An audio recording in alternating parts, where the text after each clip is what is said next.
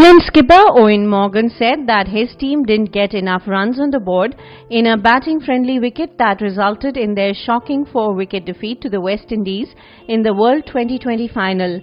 Congratulations to the West Indies, they were better. Huge highs and lows for us. Never sure going into the final over. We were certainly in the game, put ourselves in a position to win the game. We didn't have enough runs on the board. It was a really good batting surface. Maybe 180-90 was part, Morgan said at the post-match presentation ceremony here.